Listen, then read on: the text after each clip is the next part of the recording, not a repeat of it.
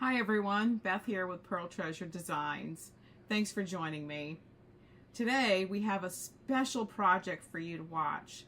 So let's head on over to see what I have going on.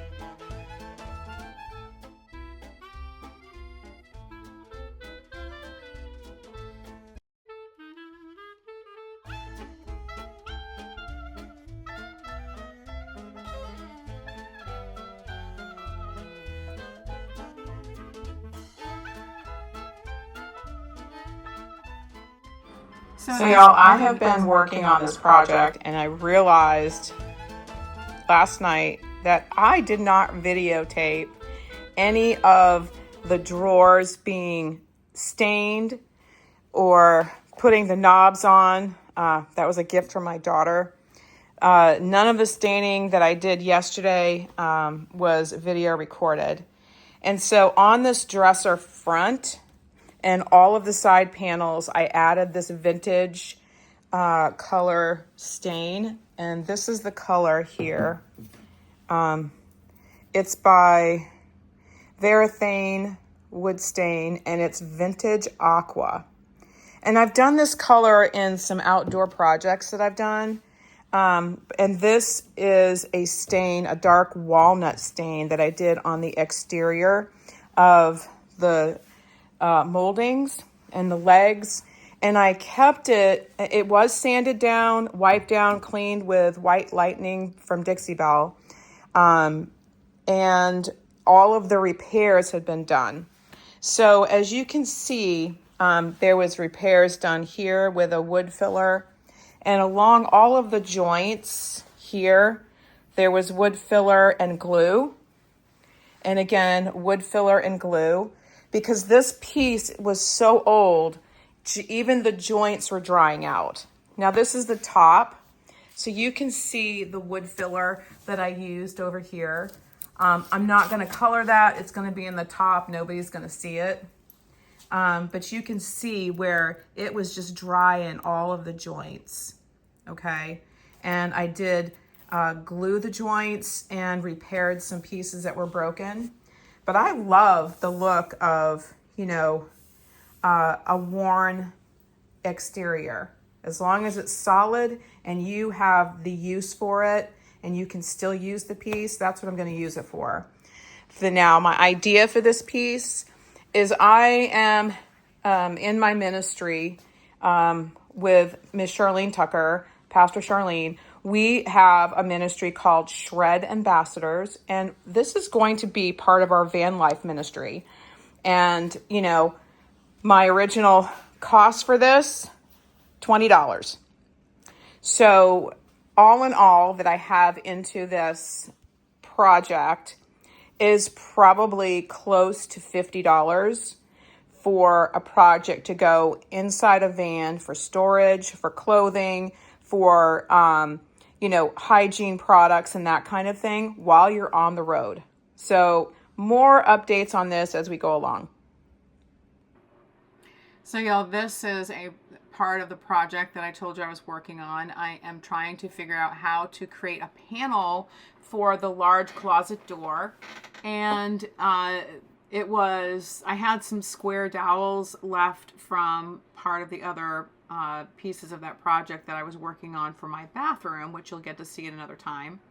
And here I'm sizing it and trying to make sure that I can support that panel so that it doesn't come out. And that's what the square dowels were for. So I lined it with the square dowels and tacked it in place with a brad nailer and wood glue, and it held really well. So I was really pleased with that part of the process. So using my miter shears and getting a 90-degree angle on one side so it would fit in the groove nice and snug. So I didn't have any spaces for it to, come undone. So I wanted to make sure that it was a tight fit. And I did that on 3 of the sides. And across the top, I also put another piece of that squared molding or dowel so that I could separate the piece of the panel and a magnetic whiteboard that I had my husband cut down for me so I could have a whiteboard on the top of this piece. But you'll get to see that later on.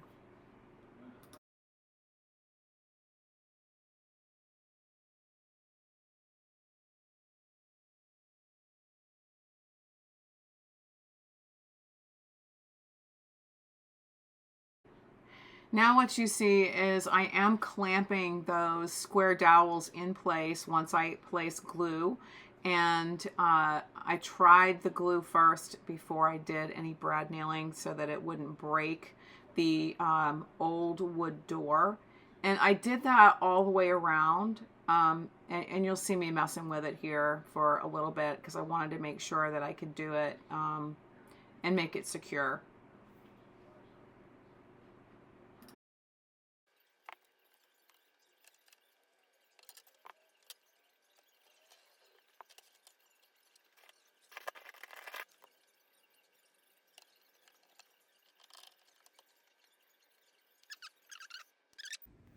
Here is the door for the mirror. It's going to hold this vintage mirror, and it covers that area where we have the hygiene products, shampoos, things like that we're going to put in it. So I laid down this old towel.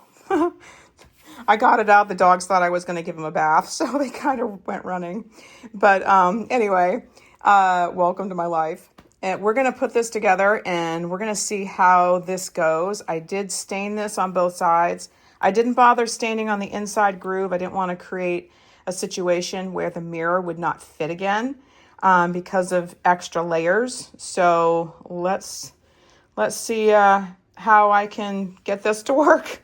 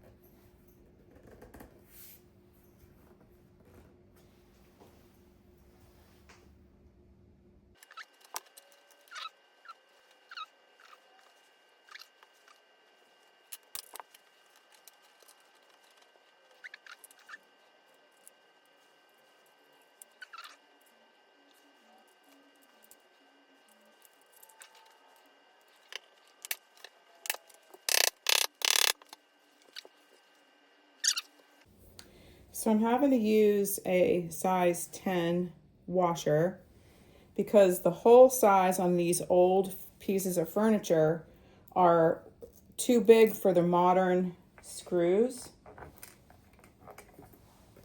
And that just helps lock it in place so we can tighten it.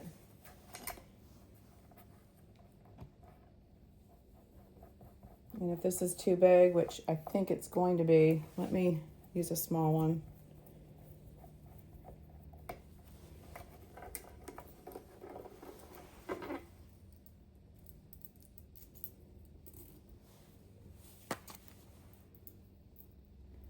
Hopefully. Yeah, that'll bite.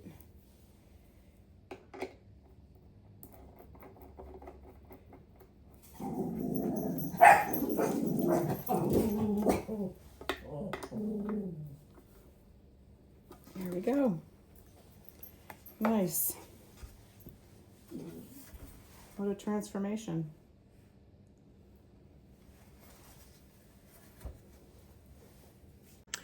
So y'all, I am getting ready to use this Varathane furniture wood floor wood laminate marker to cover some of these really light wood filler. So I'm using this dark one on walnut, since I did a walnut stain, a dark walnut stain.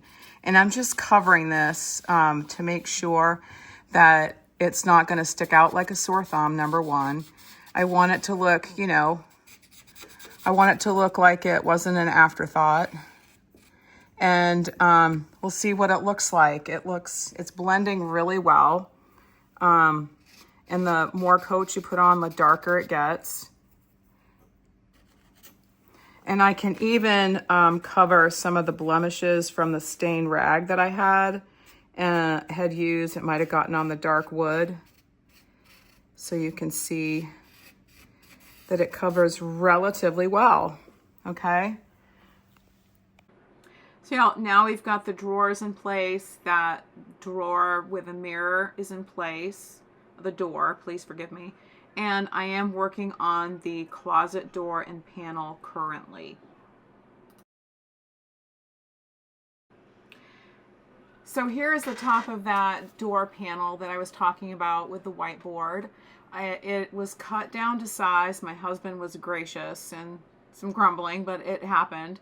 And you can see I cut away the top to give plenty of room where that curvature at the top is in the door, so that I could allow some space to fit.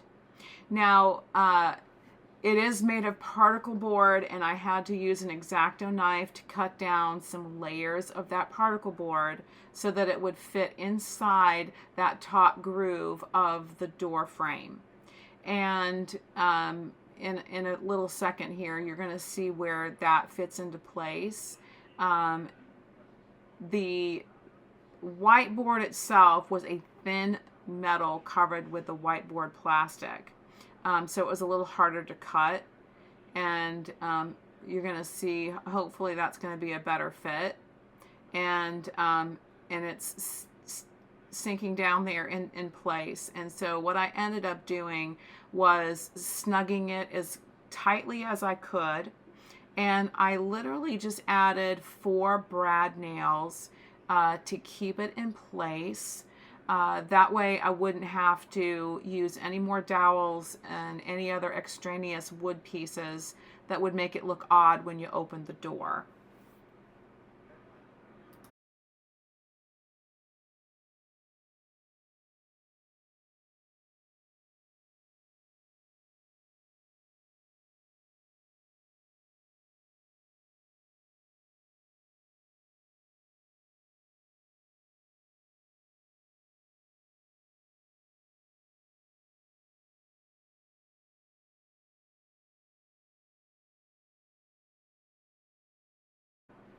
Now that the door is put together, I am putting the vintage hinges back on the door, and I did have to use my craft hammer to get them to sit properly, because the wood swelled a little bit when I did the staining. It wasn't a big deal. They did all go into place, but yeah, you can see me using the hammer to get it down. And then the small flathead screws went in place. I probably should have used a bit of the longer screws, but I had them. I took them out when I did the repairs, so I just went ahead and used what I had.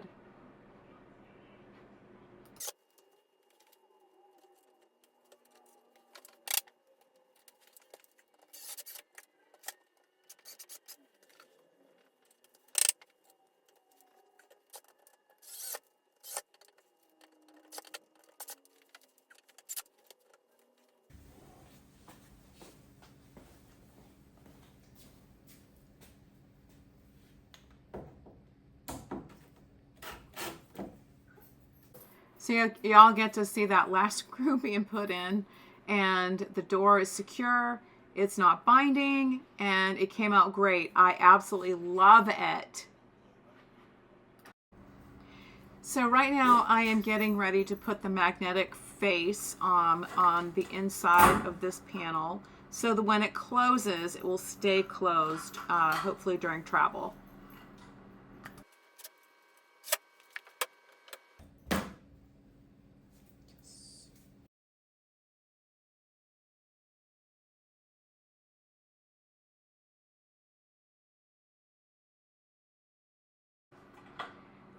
So right now what you're seeing is